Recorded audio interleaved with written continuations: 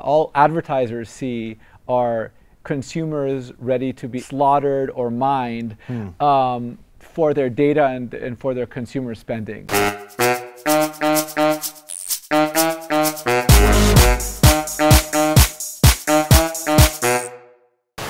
I'm Robert Brill. I am the founder and CEO of BrillMedia.co. We are a hyperlocal advertising agency, and today we're sitting here with Tony Price, the Director of Marketing for Inventix. He's a 15-year veteran of the digital advertising space, my friend and colleague. Thanks for being here, Tony. I appreciate that. Man, very happy to be here. There's a lot of jargon in digital advertising, and today we're going to talk about ways that advertisers and agencies can simplify the process of digital advertising. There's a series of brands, like, you know, if Ford came out with an ad that was about women's empowerment, I'm like, man, I'm with Ford, because I'm with that. You know what I mean? It becomes less about the quality, especially because, I mean, it could be argued that, like, you know, so many of these products are like homogenous anyway. It's very, of course. You know what I mean? It's very hard to distinguish really what makes one product superior over another. Now, there's some people that really dig into that, right? But if all things are considered, it's like, I remember this last time when they talked about, like, you might remember this from college as well. They talked about the emotional choice, right? You know what I mean? Like, you know, so, you know, you're walking down the soda aisle, right? And they've got all the Cokes and all the Pepsis lined up. Now, you know, from like blind taste tests, most people, when you put a blindfold on them, they can't tell the difference between Coke and Pepsi at all. So now they're standing in the aisle, you got Cokes on one side, you got Pepsis on another side, and when they go to make that choice, it's less about the taste and more about what they feel about the brand. People remember feelings. Exactly.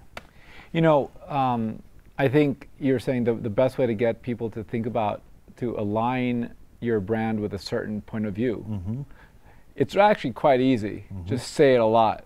Yeah. Just say it a lot. People, you know, the thing is, people forget where they heard a comment. Right, right. But they remember the comment. Yeah, exactly. And this is what I tell people when it comes to utilizing data and targeting. Yeah. Would you prefer to buy a suit off the rack or tailored? Most people would go, give me the tailored suit. Right. Right? Would you prefer an off the rack ad or a tailored ad? That's very interesting. You know what I'm saying? Like, you know, so the ads that you're getting are custom to you. The thing is, you know, you hear studies about, you know, consumers relating to, you know, how they relate to advertising. I think consumers are passive. Yeah. They will actively tell you, I don't want advertising, and they will also actively tell you with their actions, I want Facebook for free, I want Spotify for free, I want television for free. There's a dissonance, I think, with a lot of people between I'm getting something for free and it just exists for free versus, oh, now I have to consume ads for it. But you know what's really interesting, and it'll be interesting how this plays out in the future. I've seen variants depending upon the ad's origination. So podcasters, for example, or even like YouTube stars, people who begin their process with like a grassroots, started from the bottom, now we're here. As they come up and gain more and more audience, their audience members tend to really embrace or lean into the ads. Sure. Because they have bought into what the ads represent to the property or entity that they're dealing with, right? It's authenticity, right? Yep. Like the reason, you know, when you look at Snapchat, for example, and other places like Instagram stories, there's no opportunity to edit. Right. The opportunity you can make changes, but authenticity works. Right. And if we all accept that advertising is part of the world that we live in, and it's the sponsor, just like you go back to the time of kings and monarchs, there were, you know, artists were sponsored, and they were in line to create art that was sponsored by the church, by the king, whoever it might be. Yeah. And corporations have now taken that role over and given artists an opportunity to create art. Here's the thing: I wrote an article for Entrepreneur about how robust and amazing digital data is for digital out of home, right? Right. You drive by a billboard. I know the type of people that are driving by the billboard based on their purchase habits and their location behaviors and all these really fantastic data points. And I can serve an ad to the general index of people who are driving by a billboard. Or more personally, in New York, little kiosks or big kiosks with screens and ads on them called Link NYC. Yeah. You can get Wi-Fi, you can get information. Right. And we know there's a lot of data we know about people who walk in front of these boards, to the point where I can identify the device ID that uniquely identifies your mobile device, and I can serve you ads with all that data. So I wrote this article last year. I gave it to one of the editors of Entrepreneur, who was taking these types of contributions. He got so pissed off with me. Why?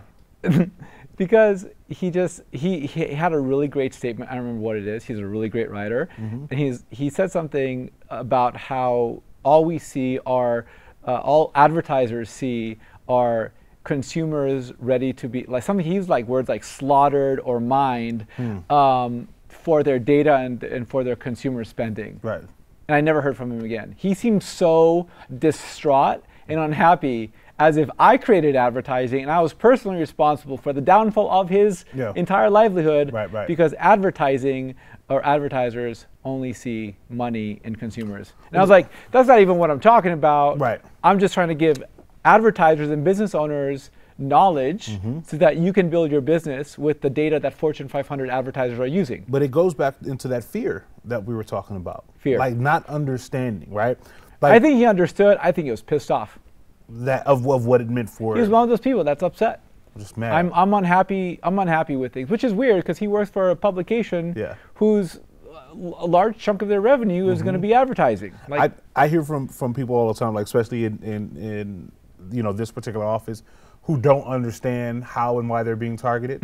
So it just freaks them out, right? So like somebody goes to Zappos, looks at a pair of Vans, then goes to Facebook, and then sees that same pair of Vans in their newsfeed ad, and they like totally lose their shit, right? Like, like mind explodes. Like, why is this happening, right? Like, well, weren't you interested in those shoes? There's a bewilderment. I ended up, last year I bought a gimbal for my phone, for my camera. So that I could like take videos and I use it on vacation, just a hobby thing. And I totally bought the wrong brand. Yeah. Because I didn't research. All I saw was I kept seeing an ad for a product called Smooth, and I was like, okay, that's probably the one I wanted. I remember. Right. And so I bought it, and it was the worst product. Right. And I ended up returning it. It took an arm and a leg to get them to return it because they're a small company or whatever. Right. But I wasn't paying attention. I think there's an element of bewilderment that consumers must feel, and I personally experienced that. Right.